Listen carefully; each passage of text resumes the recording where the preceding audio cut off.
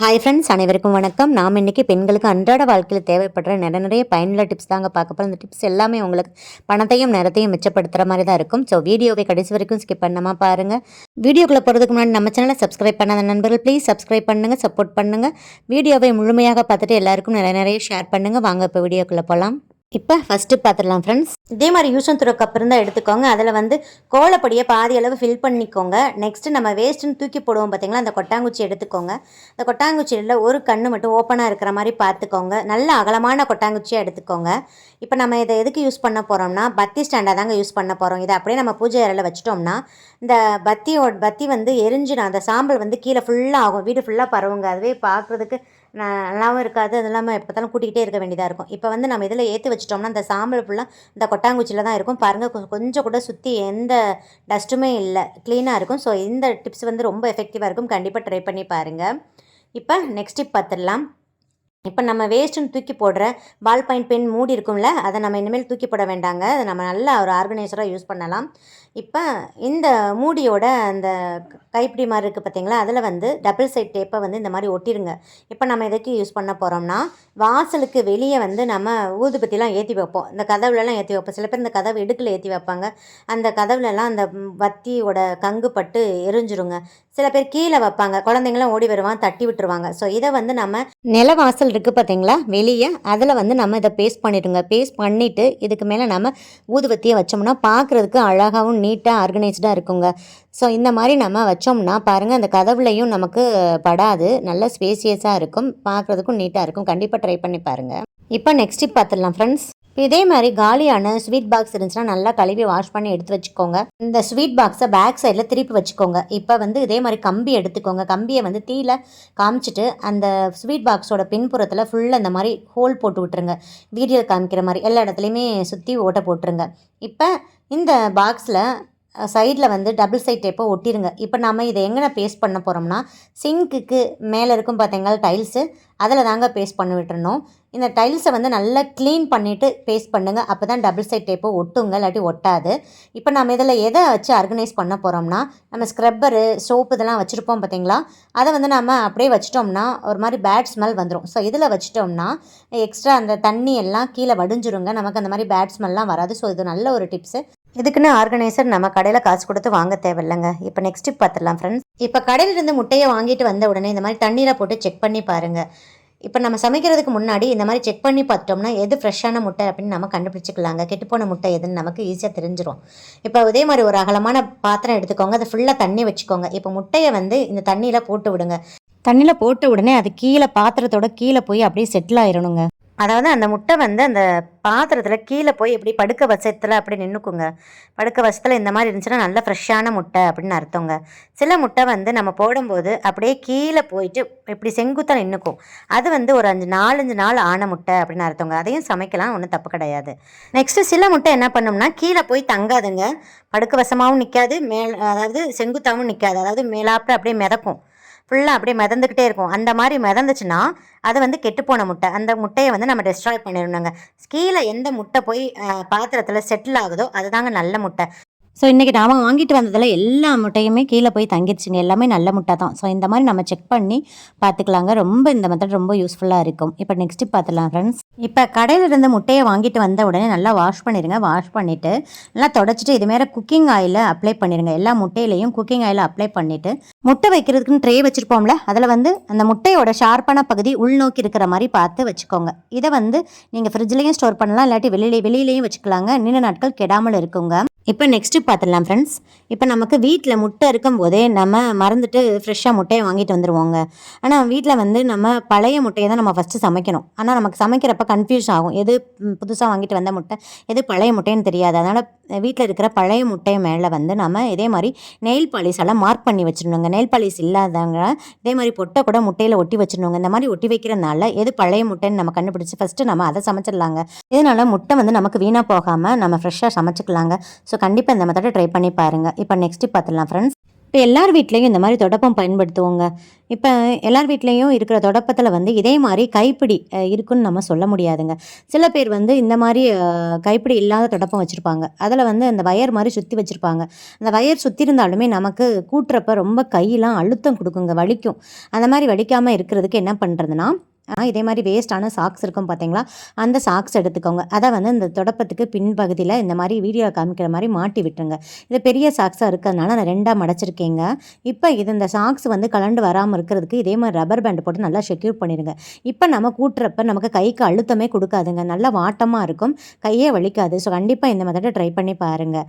இந்த மாதிரி கம்பி இருக்கிற பெருக்க மாதிரிலையும் இந்த பிளாஸ்டிக் மாதிரி கொடுத்துருப்பாங்களே, அதுக்கு தொலைஞ்சு போச்சுனாலும் நம்ம இந்த சாக்ஸை இந்த கம்பியில் மாட்டி நம்ம யூஸ் பண்ணிக்கலாங்க. கைக்கு அழுத்தம் இல்லாமல் சாஃப்டாக நம்ம கூட்டிக்கலாங்க. கண்டிப்பாக இந்த மெத்தடை ட்ரை பண்ணி பாருங்கள். இப்போ நெக்ஸ்ட் டிப் பார்த்துடலாம். இந்த மாதிரி ஆயில் கண்டெய்னர்லாம் நம்ம எல்லாருமே யூஸ் பண்ணுவோம் பார்த்தீங்களா, அது வந்து எண்ணெய் வழிஞ்சு அந்த கண்டெய்னர் ஃபுல்லாக வந்து நமக்கு பிசு பிசுன்னு இருக்குங்க. தொட்டு பார்த்தாவே பாருங்கள் எவ்வளோ பிசு பிசுன்னு இருக்கும்.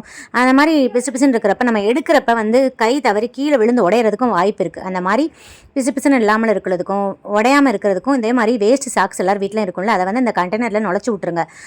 நுழைச்சி விட்டிங்கன்னா பார்க்குறதுக்கும் நீட்டாக இருக்கும். அதே மாதிரி எண்ணெய் வழிஞ்சாலுமே இந்த சாக்ஸ் வந்து ஃபுல்லாக அப்சர்வ் பண்ணிக்குங்க. ரொம்ப எண்ணெய் ஆயிடுச்சுன்னா நம்ம இந்த சாக்ஸை எடுத்து துவைச்சிட்டு நமக்கு ரீயூஸ் பண்ணிக்கலாங்க. அதே மாதிரி தான் இந்த தலைக்கு பூசுகிற இந்த எண்ணெய் பாட்டில் வச்சுருப்போம் பார்த்தீங்களா, அதுலேயுமே இந்த சாக்ஸை நுழைச்சி விட்ருங்க. இந்த மாதிரி செய்கிறதுனால நல்லா சேஃபாக இருக்கும். நம்ம எடுக்கிறப்பையும் கை வழுக்காதுங்க. நல்லா அந்த சாக்ஸ் இருக்கிறதுனால நல்லா க்ரிப்பாக இருக்கும். இப்போ அந்த மேல் பக்கத்தில் வந்து சாக்ஸ் கொஞ்சம் லூஸாக இருக்கிறதுனால இதே மாதிரி ரப்பர் பேண்ட் போட்டு நல்லா செக்யூர் பண்ணிடுங்க. நல்லா க்ரிப்பாக இருக்கும். ஸோ இந்த டிப்ஸை வந்து யூஸ் பண்ணி பாருங்கள். இப்போ நெக்ஸ்ட் டிப் பார்த்துலாம் ஃப்ரெண்ட்ஸ். எல்லார் வீட்லேயும் நம்ம பெட்டு யூஸ் பண்ணுவோம்ல. இப்போ நம்ம பெட்டில் வந்து அப்படியே சின்ன குழந்தைங்களாம் அப்படியே விளாண்டுட்டு ஓடி வந்து அப்படியே ஏறிடுவாங்கங்க. சம்டைம்ஸ் வந்து இந்த ஈரக்காலெல்லாம் ஏறிடுவாங்க. அந்த மாதிரி இல்லாமல் இருக்கிறதுக்கு இந்த பெட்டுக்கு கீழே எப்பயுமே இதே மாதிரி ஒரு மேட்டை போட்டு விட்டுருங்க. அந்த மேட்டில் எப்பயுமே காலை தொடச்சிட்டு, பெரியவங்களாகட்டும் சின்னவங்களாகட்டும் யாராக இருந்தாலும் இந்த மாதிரி மேட்டில் வந்து நல்லா காலை தொடச்சிட்டு அதுக்கப்புறம் பெட்டை வந்து யூஸ் பண்ணுங்கள். இந்த மாதிரி செய்கிறதுனால பெட் கவர் வந்து அழுக்காகாமல் இருக்கும். இந்த ஈரக்காலோட ஏறுறதுனால அந்த பெட்ஷீட்லாம் நல்லா ஈரமாயிட்டு ஒரு மாதிரி ஈர ஸ்மெல் வர ஆரம்பிச்சிடும். அந்த மாதிரி வராமலும் நம்ம தடுக்கலாங்க.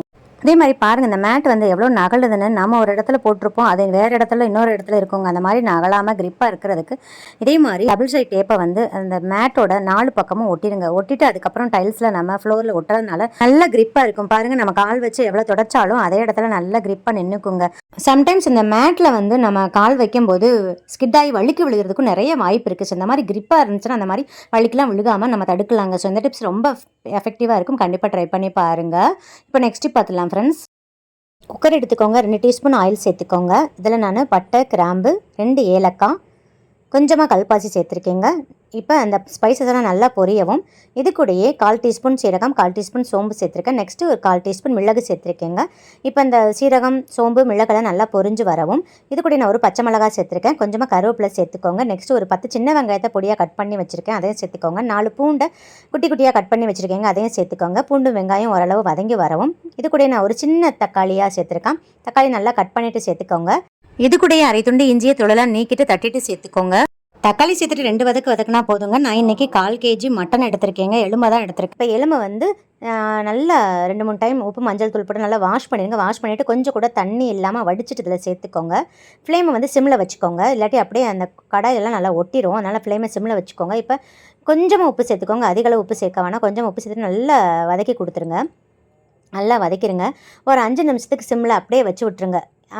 இந்த நம்ம மட்டன் சேர்த்துருக்கோம் பார்த்தீங்களா, அந்த மட்டன் வந்து நல்லா தண்ணி விடுங்க. இந்த மாதிரி தண்ணி விட்டு வெந்தால் தான் நம்ம செய்கிற சூப்பு வந்து ஒரு மாதிரி கவுச்சி சுமல் இல்லாமல் இருக்குங்க.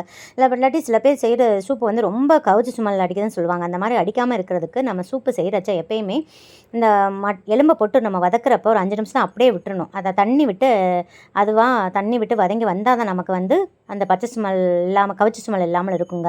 பாருங்கள், நல்லா தண்ணி விட்டு வதங்கி வந்துருச்சு. நெக்ஸ்ட் இது கூடயே 1/4 டீஸ்பூன் கரம் மசாலா தூள் சேர்த்துக்கோங்க. நெக்ஸ்ட்டு 1/4 டீஸ்பூன் குழம்பு மிளகாய் தூள், 1/4 டீஸ்பூன் மஞ்சள் தூள், நெக்ஸ்ட்டு அரை டீஸ்பூன் சில்லி பவுடர் சேர்த்துக்கோங்க. அதாவது தனி மிளகாய் தூள் சேர்த்துக்கோங்க. சேர்த்துட்டு எல்லாத்தையும் நல்லா மிக்ஸ் பண்ணி கொடுத்துருங்க. இப்போ 2 கிளாஸ் தண்ணி ஊற்றிடுங்க. உப்பு செக் பண்ணிக்கோங்க. எப்பயுமே சூப்புக்கு வந்து உப்பு கம்மியாக தாங்க சேர்க்கணும். ஏன்னா தண்ணியாக இருக்கிறதுனால உப்பு நமக்கு கம்மியாக சேர்த்தா தான் கரெக்டாக இருக்கும். இப்போ மூடி போட்டு க்ளோஸ் பண்ணிவிட்டு வெயிட் போட்டுருங்க. ஒரு 12 விசில் விட்டுருங்க. அவ்வளோதாங்க. பாருங்கள், நம்மளோட சூப் ரெடி ஆயிடுச்சு. சூப்பராக ரெடி ஆயிடுச்சுங்க. இந்த மாதிரி நீங்கள் செஞ்சு கொடுத்தீங்கன்னா கொஞ்சம் கூட கவுச்சி ஸ்மெல் இல்லாமலும் ரொம்ப டேஸ்ட்டாகவும் இருக்கும். சர்வ் பண்ணுறச்ச கொஞ்சமாக பெப்பத்தூள் சேர்த்துட்டு சர்வ் பண்ணுங்கள். செம்ம டேஸ்ட்டாக இருக்கும். இப்போ நெக்ஸ்ட்டு பார்த்துடலாம் ஃப்ரெண்ட்ஸ். இப்போ புளி எல்லாம் நீண்ட நாட்கள் கெடாமல் இருக்கிறதுக்கு எப்படி ஸ்டோர் பண்ணலான்னு பார்க்கலாங்க. இப்போ கடையிலிருந்து வாங்கிட்டு வந்த உடனே இதே மாதிரி பிளேட்டில் வந்து புளி எல்லாத்தையும் கொட்டிடுங்க. கொட்டிட்டு புளியை வந்து உள்ளே எந்த கொட்டையுமே இல்லாமல் நல்லா க்ளீன் பண்ணிடுங்க. அந்த கொட்டை இருந்தால் தான் நமக்கு புழு பிடிக்குங்க. அதே மாதிரி அந்த சின்ன சின்ன நாறுகள்லாம் இருக்கும் பார்த்தீங்களா, அதெல்லாம் இல்லாமல் நல்லா க்ளீன் பண்ணி எடுத்துருங்க. க்ளீன் பண்ணதுக்கப்புறம் இந்த தட்டை அப்படியே 1 ஹவர் வெயிலில் வச்சுருங்க. ஏன்னா கடையில் வாங்கினதுனால நமக்கு எப்படி காய வச்சு கொடுத்துருக்காங்கன்னு நமக்கு தெரியாது. அதனால் நல்லா வெயிலில் காய வச்சுருங்க. இன்கேஸ் வெயில் இல்லை அப்படின்னா வீட்டிலையே ஃபேனுக்கு கீழேயோ இல்லை கட்டில் கடிலையோ வச்சு விட்ருங்க. 1 ஹவர் அப்படியே நல்லா காயட்டுங்க. அதுக்கப்புறம் நம்ம ஸ்டோர் பண்ணிக்கலாம். ஸ்டோர் பண்ணுறச்ச நம்ம எடுக்கிற கண்டெய்னர் வந்து சில்வர் கண்டெய்னராகவோ இல்லை பிளாஸ்டிக் கண்டெய்னராகவோ கண்டிப்பாக இருக்கக்கூடாதுங்க. சில்வர் கண்டெய்னரில் வச்சிங்கன்னா புளி அரிச்சு சீக்கிரமே துருப்பிடிச்சு போயிருங்க. அதே மாதிரி பிளாஸ்டிக் கண்டெய்னரில் ஸ்டோர் பண்ணாலும் நீர் கசிஞ்சு புழு வர ஆரம்பிச்சிருங்க. அதனால் இதில் யூஸ் பண்ணக்கூடாது. ஒன்லி நம்ம பீங்கான் ஜாடி அல்லது கிளாஸ் கண்டெய்னரில் தாங்க நம்ம புளியை ஸ்டோர் பண்ணணும். இப்போ புளியை வந்து நான் கிளாஸ் கண்டெய்னரில் எப்படி ஸ்டோர் பண்ணுறேன் பாருங்கள். ஃபஸ்ட்டு ஒரு லேயர் புளி வச்சுக்கோங்க. அதுக்கப்புறம் கொஞ்சமாக கல்லுப்பு தூவி விட்டுருங்க. அதுக்கப்புறம் ஒரு லேயர் புளி, கொஞ்சமாக கல்லுப்பு, ஒரு லேயர் புளி, கொஞ்சமாக கல்லுப்பு. இந்த மெத்தடில் தாங்க நம்ம ஸ்டோர் பண்ணணும். இப்போ நான் கொஞ்சமாக இந்த புளியை வந்து ஒரு 15 நாள்லேருந்து 20 நாளைக்கு வர அளவுக்கு புளியை மட்டும் நான் சின்ன கிளாஸ் கண்டெய்னரில் ஸ்டோர் பண்ணி கவுண்டர் டாப்லேயே வச்சுக்குவேங்க. அதிக அளவு புளியை வந்து நான் இதே மாதிரி பீங்கான் ஜாடியில் தாங்க ஸ்டோர் பண்ணிக்குவேன். இந்த மாதிரி நம்ம செய்கிறதுனால இப்படி ஸ்டோர் பண்ணுறதுனால வண்டு புழு எது பிடிக்காமல் 1 வருஷம் ஆனாலும் கெட்டு போகாமல் இருக்குங்க. கண்டிப்பாக ட்ரை பண்ணி பாருங்கள். இப்போ நெக்ஸ்ட்டு பார்த்துலாம் ஃப்ரெண்ட்ஸ். நம்ம இந்த மாதிரி சில்லி பவுடர்லாம், அதாவது மிளகாய்த்தூள், தனி மிளகாய்த்தூள்லாம் ஸ்டோர் பண்ணுவோம். அது சீக்கிரமே நிறம் மாறிடும். அதுவும் இல்லாமல் வண்டுலாம் விழுந்துடும். அந்த மாதிரி நிறம் மாறாமல் வண்டு விழுகாமல் இருக்கிறதுக்கு இதே மாதிரி கொஞ்சமாக உப்பை வந்து இதில் சேர்த்து மிக்ஸ் பண்ணி வச்சுருங்க. இந்த மாதிரி செய்கிறதுனால சீக்கிரமே நிறம் மாறாதுங்க. அதுவும் இல்லாமல் வண்டும் விழுகாமல் இருக்கும். கண்டிப்பாக ட்ரை பண்ணி பாருங்கள் ஃப்ரெண்ட்ஸ். இப்போ நெக்ஸ்ட்டு பார்த்துடலாம். நமக்கு வந்து வெங்காயம்லாம் நம்ம ஸ்டோர் பண்ணுவோம் பார்த்தீங்களா, பெரிய வெங்காயம். அது வந்து மழை காலத்துலலாம் நமக்கு சீக்கிரமே வந்து ஒரு மாதிரி கருப்பு கலரில் பூஞ்செல்லாம் பிடிக்க ஆரம்பிச்சிருங்க. அந்த மாதிரி பிடிக்காமல் இருக்கிறதுக்கு இதே மாதிரி டிஷ்யூ பேப்பரை நல்லா கிழிச்சிட்டு இதே மாதிரி மேலே தூவி விட்டுருங்க. அடியில் போட்டு வைக்கக்கூடாது, மேலே தூவி விட்டுணும். இந்த மாதிரி செய்கிறதுனால அந்த எக்ஸ்ட்ராஸாக இருக்கிற அந்த இதெல்லாம் இல்லாமல் அதை வந்து அந்த டிஷ்யூ பேப்பரை நல்லா இழுத்துக்குங்க. இதனால் பூஞ்சை பிடிக்காமல் இருக்குங்க. உங்ககிட்ட டிஷ்யூ பேப்பர் இல்லைன்னா நியூஸ் பேப்பரை கூட கொஞ்சம் கொஞ்சமாக அந்த மாதிரி கிழிச்சு மேலாப்பில் இந்த மாதிரி தூவி விட்டுருலாங்க. அப்படியே நீண்ட நாட்கள் கெடாமல் இருக்கும். இப்போ இது வரைக்கும் நீங்கள் பார்த்த டிப்ஸில் ஏதாவது ஒன்றாவது உங்களுக்கு பயனுள்ளதாக இருக்கும்னு நினைக்கிறேன் ஃப்ரெண்ட்ஸ். அப்படி பயனுள்ளதாக இருக்கும்னு நினச்சிங்கன்னா நம்ம சேனலுக்கு ஒரு லைக் கொடுத்து சப்ஸ்கிரைப் பண்ணிக்கோங்க. நிறைய எல்லாருக்கும் ஷேர் பண்ணுங்கள் ஃப்ரெண்ட்ஸ். மீண்டும் அடுத்த ஒரு நல்ல பதிவில் உங்களை சந்திக்கும் வரை நன்றி கூறி விடைபெறுகிறேன். நன்றி, வணக்கம்.